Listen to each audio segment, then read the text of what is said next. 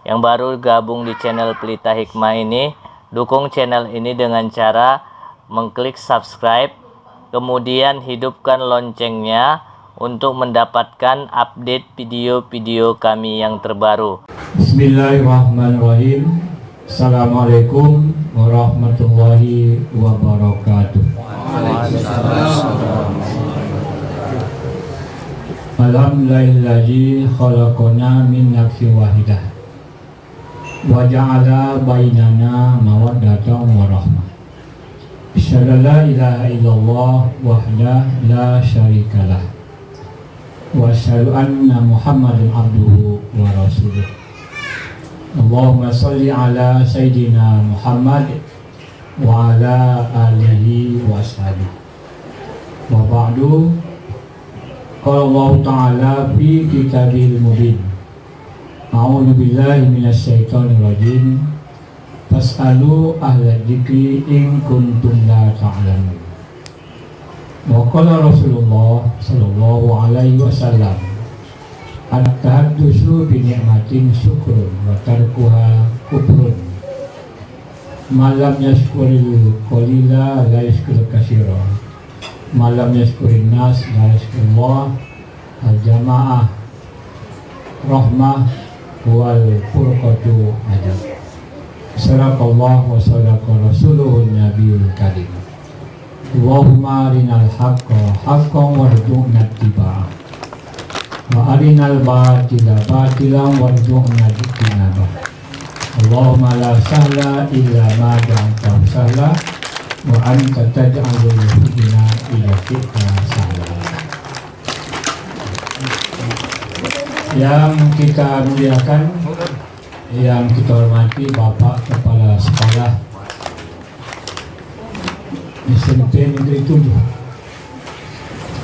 yang pada hari ini hadir beserta kita dalam kegiatan. Pertama sekali tentunya kembali kita memuji Allah atas nikmat yang diberikan kepada kita. Di antaranya nikmat silaturahim pada hari ini. Sebenarnya tak apalah banyak mau disampaikan, hanya mengingat-ingat saja salah satu di antara, kalau cakap Nabi namanya hadis, kalau perkataan sahabat namanya asar. Tapi kebanyakan ulama kita menyamakan aja.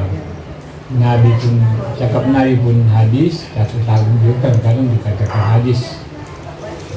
Salah satu di antaranya ada mengatakan al-ijlatu minas syaiton illa fi khamsi mawadi'an. Artinya bahwa katanya sifat tergesa-gesa, pengaruh tergesa-gesa atau ingin copat, hendak saya copat-copat, terburu-buru, al-ajlah, itu minas syaitan. Pada dasarnya pengaruh setan, bisikan setan. Makanya kita ini nanti kalau ada orang yang menjual laptop murah, janganlah. Boleh murah tapi 2 hari pagi polisi datang, pencurian. Ini saja itu. Ada orang yang membeli atau menjual tanah murah yang pada gaduh ke mola-mola. Kalau masuk kita damak-damaknya bagi kau dah lama kau ini anak kau baca kau pengaruh, boleh seminggu datang polisi. Al-ijlah itu sifat ijlah, sifat tergesa-gesa. Begitu juga kalau ada orang anak menjual kereta murah, kau dah lama kau bagi jalan macam mana kau ni? Kau guru sakit macam katanya, di pengaruh-pengaruh, di body. Pakai sebulan datang polisi. Pokoknya apa namanya? Dia terpengaruh, tidak diselidiki. Jadi pada dasarnya seperti ini itu merupakan bisikan setan tadi itu, pengaruh-pengaruh supaya kita ini masuk perangkap. Jadi pada dasarnya tidak boleh kita memiliki sifat ijlah saja, harus selidiki. Dikit juga kalau orang datang ke rumah nak meminang-minang pun begitu. Tengok pakaian pula necis sama. Tengok pula HP tiba di kantong kan. Turun pula naik mobil Fortuner, apa ada ini. langsung terpengaruhi oleh mengira saja, upaya bandit. Ini saja, hati-hatilah. Itu namanya termasuk al-ijalah, sifat terburu-buru. Jangan. Namun demikian, illa kecuali. Kecuali apa artinya? Boleh. Jadi artinya boleh kita terburu-buru, boleh tergesa-gesa, boleh copat-copat. Fi khamsi mawadi'ah, pada 5 keadaan. Pada 5 tempat ini, pada 5 kondisi ini, boleh kita bersegera, copat-copat. Nah, dicopatkan kalau bahasa kita. Mana yang 5 itu? Mana yang 5 yang boleh kita bersegera, copat-copat? Pertama, it'amud doib idza najala. Pertama, menjamu tamu kalau singgah ke rumah kita. Datang tamu langsung suguhkan minuman. Nah, minum. Jangan bawa komo-komo saya, bawa komo sana sini timuh pa segala macam. Kohinglah lihat kawan. Nah juga muncul. Kita akan juga boleh. Kita akan juga videonya balagos dengan sama bola. Tak juga muncul. Ya. Saya tidak tahu. Kemana dia? Saya pasang. Ini mengarah kepada kita semua ni, ya kan? Nah, ya. Kan begitu, Bapak. Kamu saja kesana kemari, tak boleh. Tak juga minum keluar. Tak juga. Sudah sajam lewat, pulang bilang ke dia. Kalau bawa kata, apa yang minuman tu? Memang taruh kau ini. Ini jangan. Kalau bisa, langsung lah. Apalah sekarang sudah dibantu kita. Ada dispenser tak apa-apa nama. Tinggal cocokkan saja. Datang dia cocokkan. Nah, rantai. Kalau bisa begitu. Walaupun tamu itu berulang-ulang, tak apa lah. Kenapa pula keadaan kita aduifu rahmah. Tamu itu memberikan rahmat sama kita. Kita layani tamu itu, insya Allah akan memberikan pelayanan kepada kita. Hanya kadang-kadang yang terabaikan itu. Akan-akan kita ni cuek saja sama tamu. Datang-datanglah, kompor-kompor lah segala macam. Nah, kadang-kadang kita lihat menolak tamu pun mau. Menolak tamu dia. Padahal tamu itu bagus. Bagaimana cara menolak tamu? Datang tamu minta tabung, apa namanya? Bawa infak. Assalamualaikum, kunci pintu dia mau tak nafas. Untuk juga tak. Datang dia ucapannya pinomat dikasih kita. Kalau kita ada banyak sikit, pokoknya ada dikasih. Tak ada juga suruh naik dia. Suruh naik, suruh kamu kasih dia manis. Kamu sama tak ada hasil kilo punya ada kamu dah. Soal mengasinya. Ya, ini kadang-kadang itu termasuk rezeki. Datang dia mangkas, datang tak apa capek-capek kita masuk ke masjid. Kalau kita datang ke masjid berapa lama itu jauh ke sana? Ini tidak datang dia habis. Mudah-mudahan. Ini termasuk kadang-kadang kita ini terbuai dengan situasi kita anggap itu sepele. Sepele ya.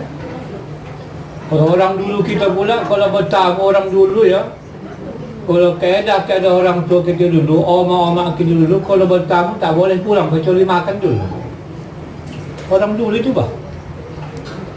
Sehingga ke rumah nak pulang mengamuk dia. Pulang ke pulau apa kau tahan ke dia, makan dulu. Kau jangan yang tabahan. Kau jangan kau jangan. Kalau bisa bermalam lagi, bermalam. Jangan tak boleh pulang, tak boleh. Itu kaedah orang tua kita dulu. Kenapa? Apa ini tamu ni rahmat. Tamu itu membawa kasih sayang, membawa berkah. Makanya salah satu rumah yang berkah itu rumah yang selalu didatangi tamu. Rumah yang 24 jam terbuka untuk tamu, berkah itu. Ya, tapi pula tamu yang elok lah. Jangan pula tukang kredit. Tamu juga itu. Nah, jam 8 datang kredit TV. Nah, mau yang ini pun enggak malu. Jam 2 kan datang lagi kredit kulkas. Maria. Ada juga begitu. Nah ya, tapi yang kita maksud itu tamu yang memang datang berulang-ulang, berkah. Rumah yang berkah, rumah yang terbuka untuk tamu. Syukur tamu datang ke rumah kita. Itu menunjukkan bahwa rumah itu adalah rumah yang barokah. Sebaliknya, rumah yang tidak barokah itu rumah yang tak datang tamu. Nah ya, dan terbalik, kadang-kadang ada orang syukur dia datang tamu. Terbalik coba. Nah, jangan. Kita rumah kita syukur kita datang tamu, biar datang. Biar apa pemuda datang. Itu berkah. Dan kita ni khawatir pula, takut pula. Tak datang tamu, bapak jangan datang tamu kau begitu. Orang kepala. Nah, begitu. Apalagi sampai mengajak makan, itu berkah bagus. Kita menteladani salah satu sifat Nabi Ibrahim. Salah satu sifat Nabi Ibrahim itu dia kalau makan tak makan sendiri, berkawan. Nah, makan dia tak ada bicara tetangga. Ada tetangga bicara tetangga, kawan aku makan gitu. Dia jangan terus. Dia tidak makan sendiri. Nah ya. Jadi kita juga dulu menteladani sifat para nabi. Maka salah satu sifat teladan dari Nabi Ibrahim, beliau tidak mau makan sendiri. Beliau berkawan kalau makan. Nanti dia mengajak tamunya. Ini yang pertama yang jadi prinsip kita. Kalau bisa biarlah tamu setiap saat datang ke rumah kita. Karena rumah kita pula dibuka lah selalu. Sekarang jarang lah gereja ya. Karena beda dengan situasinya. Sekarang ini pula udah lain. Dibuka gang pintu rumah kita datang kan. Yang lain datang pencuri segala macam. Tapi artinya bukan demikian, bukan mesti talakkan dia. Pokok terbuka apabila datang orang. Jangan berkira-kira lagi. Ada yang kau tak ada. Oi ke sana, orang tak ada. Sampai di rumahnya ketakut rumahnya. Jantungan nak datang tamu. Yang ada begitu, tak biasa bertamu gitu. Ya, jangan. Mudah-mudahan. Jadi kalau datang tamu besok, al-ijlatu minasyaitan illa fi khamsi mawadi'a al-it'amud dhaif idza najala. Menjamu tamu kalau singgah ke rumah kita. Kalau perlu ajak singgah dia. Nampak lewat dia panggil lagi ngaji ngamal lagi. Supaya singgah ke rumah kita. Itu termasuk barokah. Nah ya, dan boleh tadi yang pula singgah-singgah saja, tak ada pula singgah kawan tu berjam-jam, koi macam lelah kan tak ada. Nah, silakan. Nah, ya ini yang pertama. Yang kedua kita terjemah saya bikin. Yang kedua adalah menikahkan anak kita yang perempuan kalau sudah nampak balik dia. Nah, ini ya. Ini memang kalau kita tengok sekarang berbeda. Sekarang ini jarang kita tengok orang tua mencarikan jodoh untuk anak, jarang kita tengok. Pun kadang-kadang dijodohkan tak mau pula anak, mengamuk-ngamuk dia. Ambil daya itu kan dia pula. Payah sekarang. Sudah berbeda ya. Padahal tugas orang tua itu. Tugas orang tua menengok siapa yang cocok untuk anak-anak. Makanya kalau orang dulu pula bisa jodohan, tengok anak soleh segala macam, bilang tanya. Kalau di sana anak kau mau. Kalau waktu bersahabat pula kan bertanya itu. Anak kau ini ada kau mau kita berjalan. Lain lagi tu. Begitu. Karena mereka menjaga nasab. Itu perlu, nasab ni perlu. Nasab ni perlu. Nah ya. Sekarang pula tak baca-baca lagi. Sudah payah ke sekarang. Tak lagi patuh anak kepada orang tua. Orang dia sendiri. Dicari pun yang cocok yang tak di dia. Mengamuk-ngamuk dia, mengamuk segala mengamuk dia. Bahkan telah diancam pula, bunuh dia ke hang kata. Itulah. Berbeza kondisi yang ditawarkan agama dengan real yang ada sekarang ini. Tapi walaupun demikian, tetap juga kita bikin. Selagi anak kita itu masih patuh kepada kita, takkan. Bagaimanapun kita tetap patuh kepada agama, walaupun kondisinya agak-agak beda, tapi tetap cari. Itu tugas kita sebenarnya. Tugas kita untuk mencari pasangan yang baik untuk anak kita. Makanya mula kita kadang-kadang laki-laki ini banyak dosa kita dalam keluarga, banyak dosa kita dalam rumah tangga ini. Apa di antara dosa kita? Kita ni tidak mengajari istri kita. Andai kata ada istri kita sekarang ini yang tak tahu dia hukum-hukum agama, dosa kita itu. Ada istri tak tahu dia hukum haid, dosa kita. Tak tahu dia tentang nifas, dosa kita.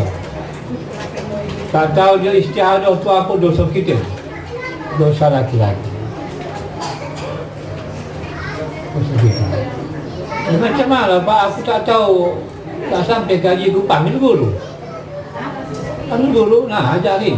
Kasih rotan. Mengaya putus saja. Jangan kau no. Iya. Kita itu. Malawan bininya tanggung jawab. Kau tak tahu kau hukum haid, panggil guru. Aku tak tahu ni macam mana haid ni, tapi aku wajib mengajari biniku. Ajar dia ni. Tak mau dia, kasih rotan.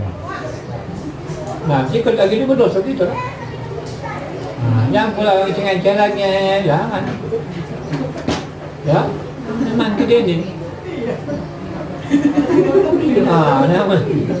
Ini bukan main-main ya. Ini saya jelas ini. Inilah kondisi kita sekarang ini begitu. Ya, ini bukan malu-malu kita. Ada kadang-kadang kita jumpai orang yang sudah tidak kahwin. Kalau kita rata-ratakan berapa umur kahwin laki-laki? Minimal berapa? 25 lagi lebih. Tak tahu mengucap.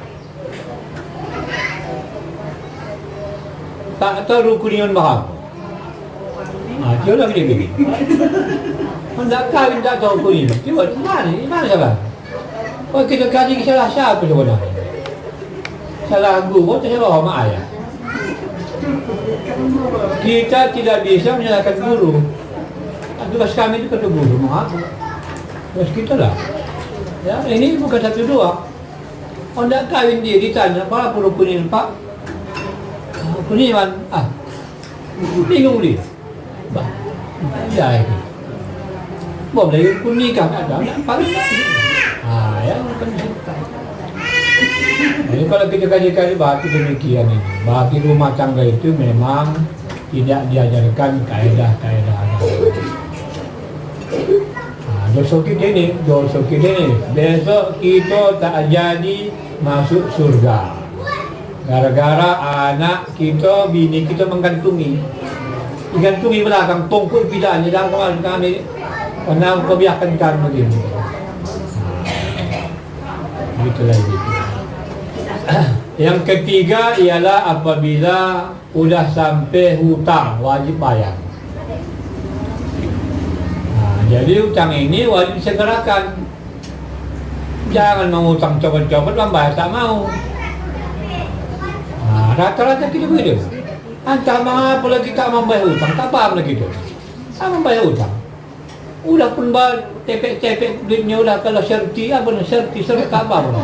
Tak juga bayar. Entah mengapa lagi itu tak membayar hutang. Saya suka mengutang copot bah.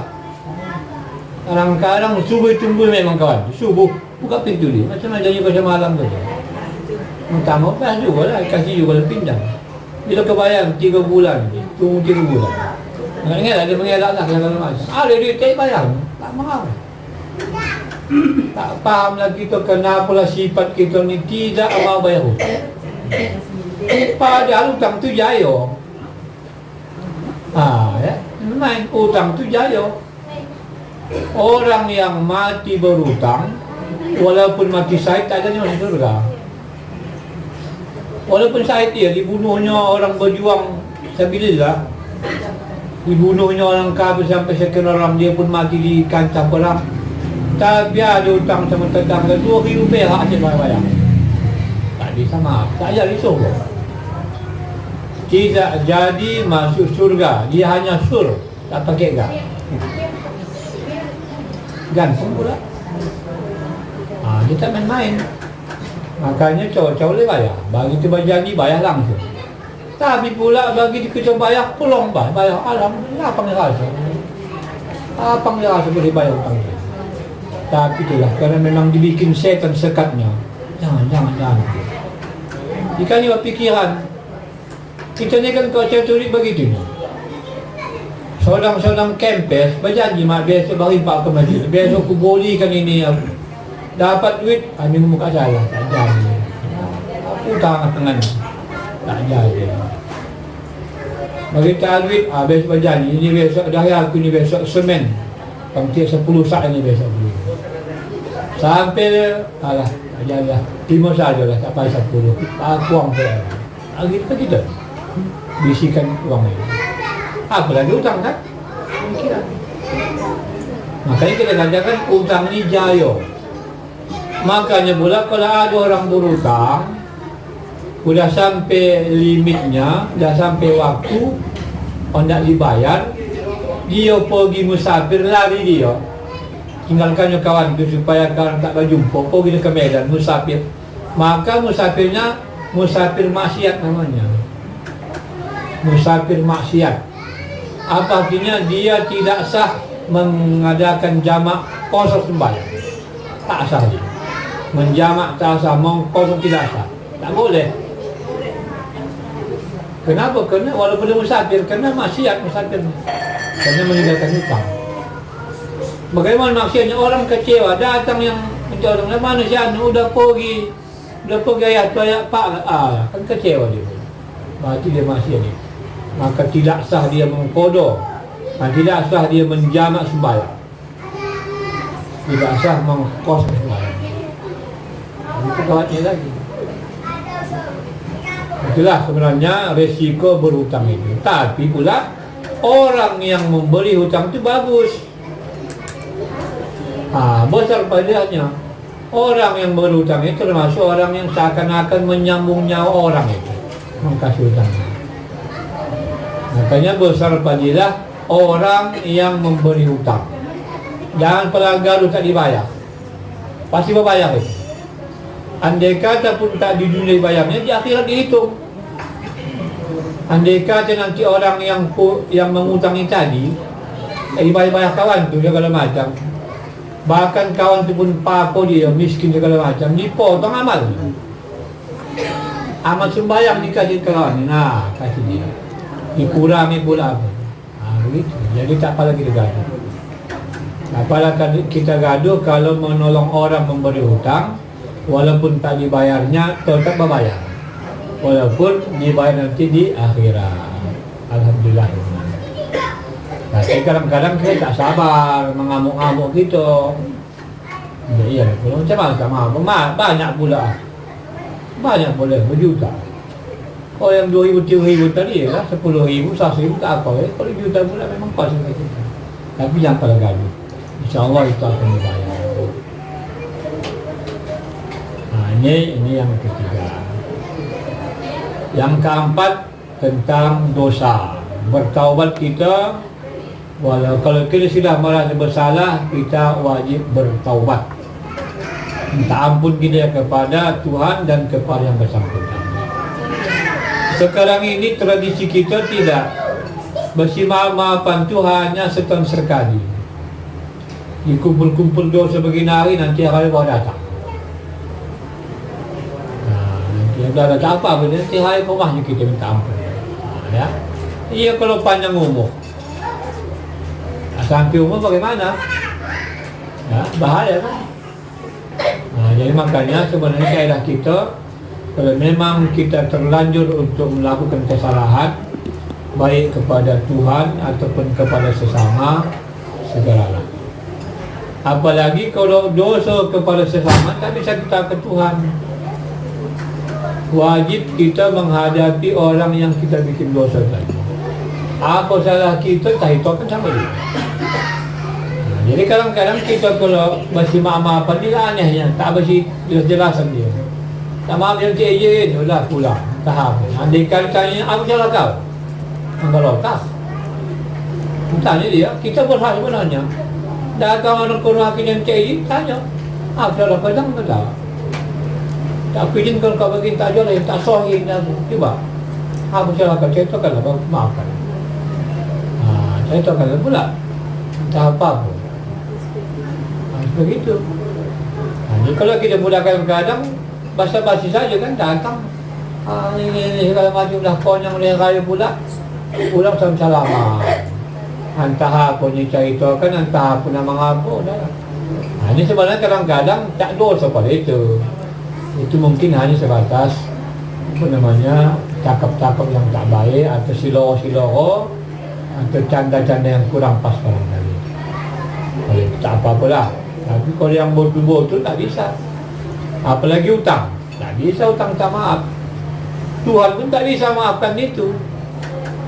Kalau Tuhan kita minta ampun, tak bisa. Dosa sesama tak bisa ke Tuhan. Dosa sesama mesti kita lah kasih maaf-maafan. Yang lain tak bisa. Ya, yang terakhir. Yang terakhir berkaitan dengan melaksanakan fardu kifayah orang meninggal. Ini juga perlu disegerakan. Ya, kadang-kadang kok di kita ni agak bertele-tele meninggal, kadang-kadang sampai besok ditanamkan. Besok itu kenapa begini? Menunggu undi, menunggu uang, menunggu om. Datang omnya pun tidak, tak apa-apa ke depan. Itu bertahun berjam-jam tak pun tidak, mendoakan pun tidak. Yang ditunggu itu kalau bermanfaat sama yang meninggal. Apa saja yang meninggal ni? Menunggu waknya. Dari mana? Dari Batam. Berapa jam lagi? Jam 6 sampai tetap. Itu mula-mula. Dulu lah, lama-lama. Sampai sampai bulan apa lah, Wak? Bulan sabar lah. Ada pun tidak. Itu yang pun tidak pun tidak. Si dopak ni jam. Oh dah capek-capek amannya. Nampak ni. Apa lagi? Guna. Kadang-kadang itulah kita. Kita tunggu yang tidak-tidak. Padahal kalau meninggal ini orang baik, dia sangat berharap berjumpa sama Tuhan untuk menunjukkan kebaikan. Berarti kita itu menggantung-gantung apa dia, menahan-nahan kerinduan kepada Tuhan. Ya, ini ya banyak kelemahan kita ini. Kadang-kadang acara pelepasan sampai tanding pidato. Ini yang meninggal orang baik, maka sambutan pertama dari camat setengah jam. Kedua dari lurah 1,5 jam lagi. Tiga, tokoh masyarakat 1,5 jam lagi. Keempat, ketua wirid Yasin 1,5 jam lagi. Kelima dari Kamalangan 1,5 jam lagi. Dah 2 jam setengah. Yang disampaikan tak ada apa-apa. Itu juga. Ini kurang bagus. Kurang bagus. Padahal segerakan. Makanya kalau kita tengok daerah-daerah besar ni yang topat. Meninggal pagi tak sampai besok dah ke bumi. Belum jauh dah ke bumi. Begitu sistem ni dibiasakan orang tu. Tidak perlu lagi. Jadi kelemahan kita kadang-kadang demikian. Ditunggu-tunggu sampai lama-lama, ternyata yang ditunggu itu tidak membawa kebaikan kepada yang meninggal.